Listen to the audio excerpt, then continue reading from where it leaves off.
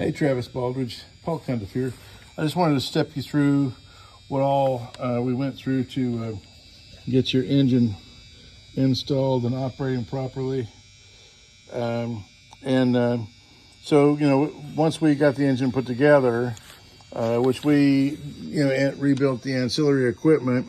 Well, actually we weren't rebuilding the ancillary equipment, not to start with. That was not the intention.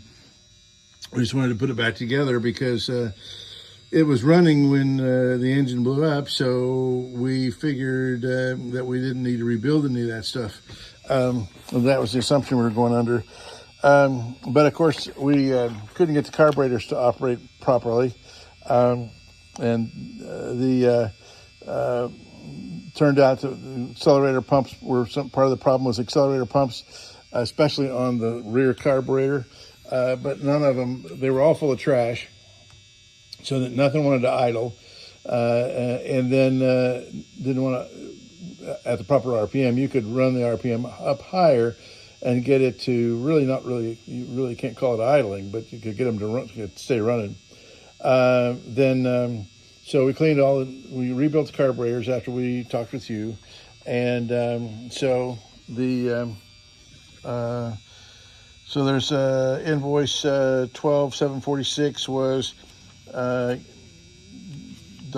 getting the carburetors off and getting them torn down for rebuild and cleaning. And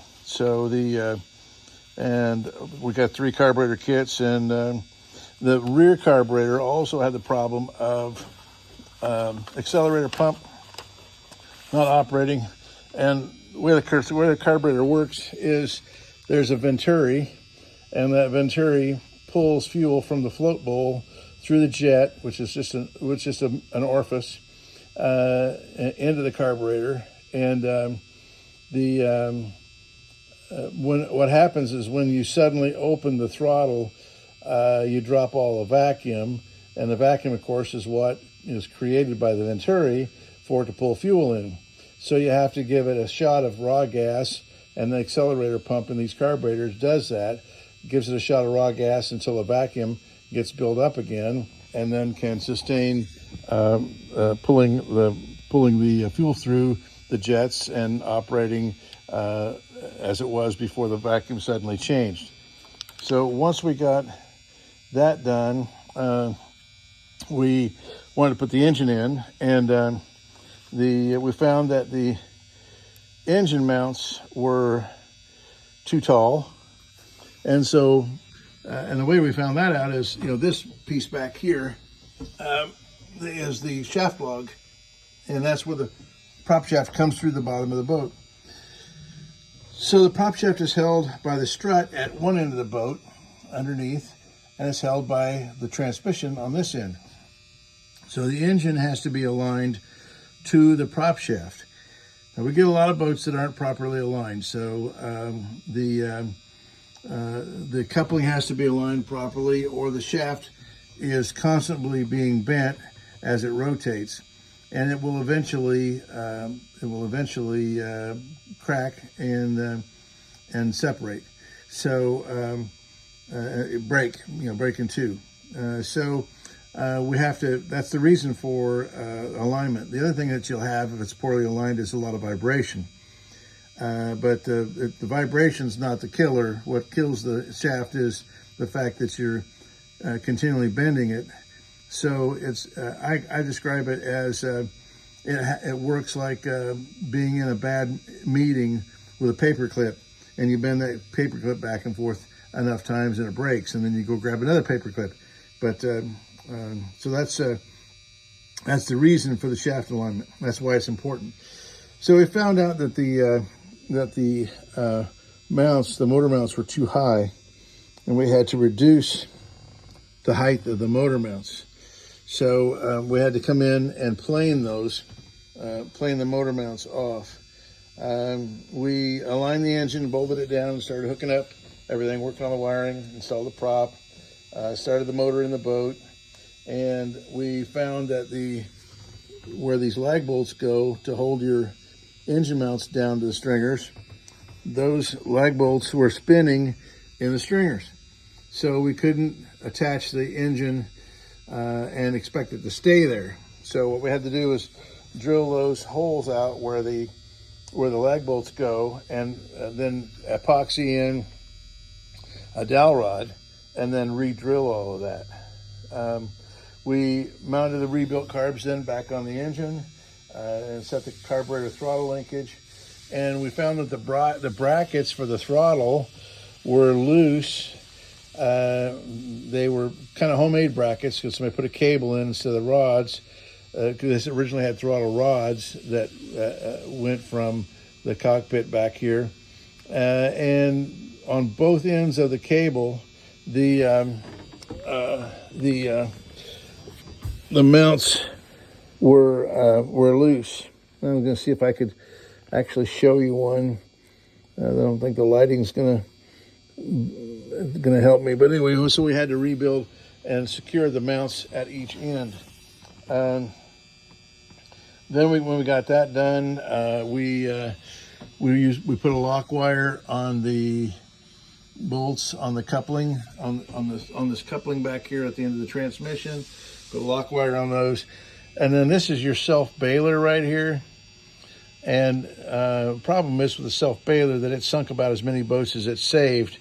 We plugged those off. We leave them in there so that it looks original. But we plug those off, and so you're relying on your electric bilge pump for your automatic bilging. So anyway, that guy's plugged off. There's a plug in the hose there.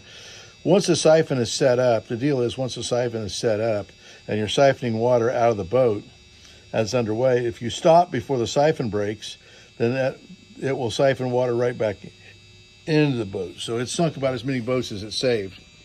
So that's why we do that. Let's see. And then we also had to mess with the throttle rod, the throttle linkages here at the carburetor end, and also at the other end of the steering box. And we set the timing, and we went on to the next step. The next step, I believe, might have been testing. I'm just going through I'm going through to describe to you what went on in the process of getting you going here. So then we had to install a new battery. So your old battery tested bad, and we charged it, and it still tested bad. It wouldn't hold the charge. So we installed the new battery on one of your carburetors. I'm not sure which one, but the throttle linkage, I guess it's going to be this one right back here. Your throttle linkage broke, and so we installed the new throttle linkage back there on one of your carburetors. We got some fuel for testing the boat, and so then your starter, there's the thing called the Bendix on the starter. It's what kicks out the gear to engage with the flywheel when you activate the starter, and then like I say, all that engages, and then that rotates your engine. Unfortunately, your Bendix on your starter was not operable. It would spin out and touch the gear for just an instant, turn the engine about a half a turn, and then just spin and then not retract. So we on that, then, well, let me get to the next invoice here. Well, we sent the starter off for a rebuild. We have a local shop, and in the interest of time, we had one of our welders who lives over in that area take it to the shop. We only charged you her hourly rate because that would be about the same as if we'd shipped it by UPS, but we were able to take it one afternoon as she was on her way home from work, and she was able to pick it up the next morning on her way back to work. So the Bendix, the part itself was $180, and with the labor and all, it was $420 to rebuild your starter. Then, we installed the rebuilt starter. The other thing that had to be, the starter's down here. So in order to get the starter off, we had to move these oil lines right here. And then, so then we had to install the starter, rebuild starter, and then we had to reattach the oil lines where they went. Got it ready for a leg test, and it does run great. The engine problem is solved. You did mention there was some leakage at the back, and the plank on either side of the keel, this light colored piece of wood is the keel, and the planks on either side of the keel, they're called the garboard planks.